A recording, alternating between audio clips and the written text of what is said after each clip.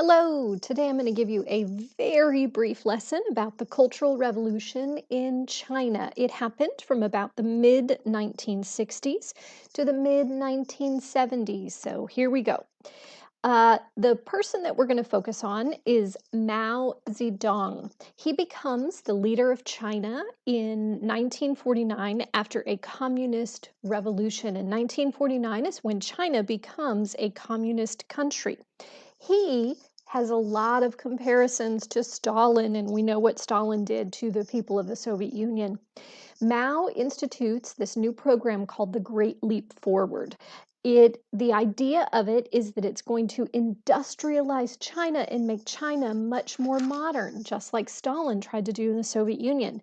But this Great Leap Forward ends up being a gigantic failure.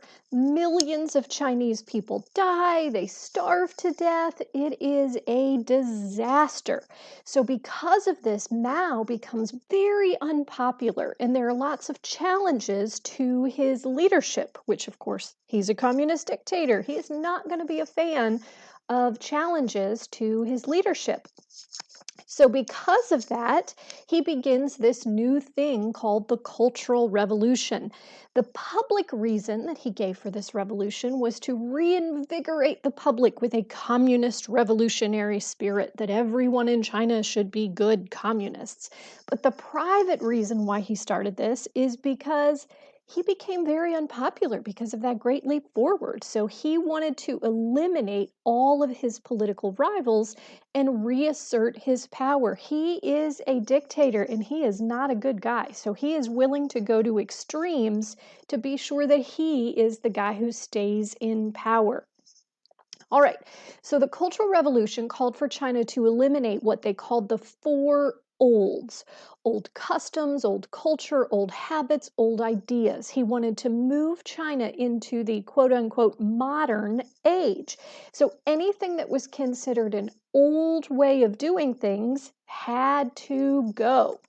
And the people that Mao got to do this revolution and enact this revolution were the youth.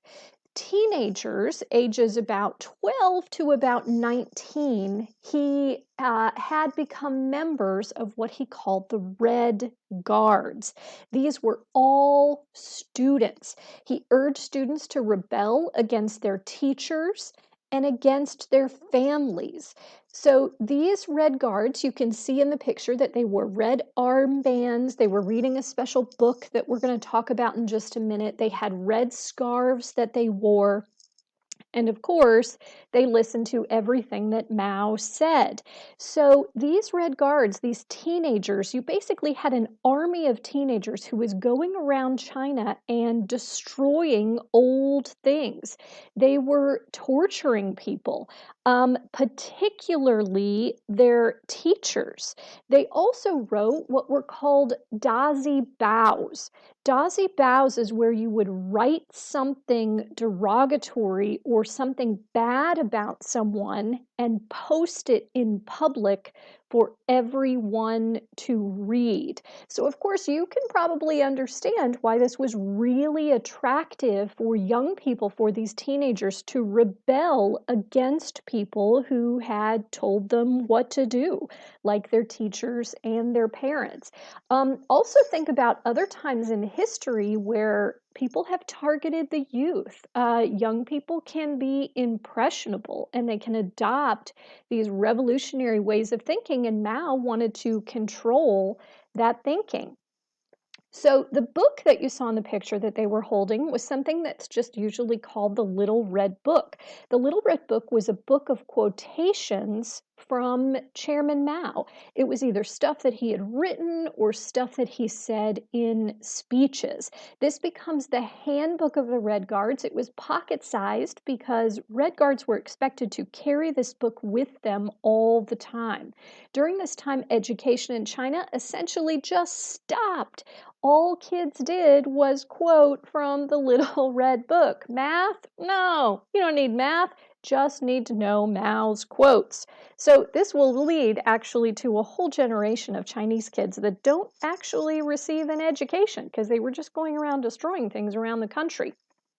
Another thing that they did were these things called struggle meetings. Struggle meetings were for teachers, they were for intellectuals, they were really for anybody who might challenge Mao's power.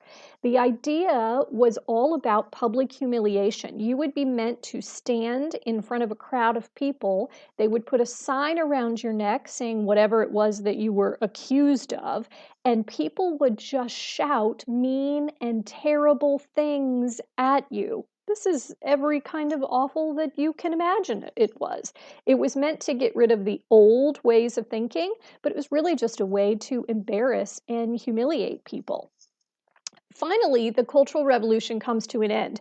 The Red Guards, this army of teenagers, really gets too powerful and they kind of stop listening to Mao and his instructions. So he has to call an end to it.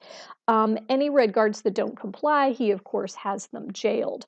So the Cultural Revolution is like other times that we've talked about in history. You could be accused of something without proof, and you could be tortured, you could be imprisoned, you could even be killed. This really affects a whole generation of Chinese kids who were involved in this. If you get a chance, look at the bonus material because there's some great little short stories of kids who were the Red Guards, and it talks about some of the things that they did. So hopefully you learned just a little bit about the Cultural Revolution today.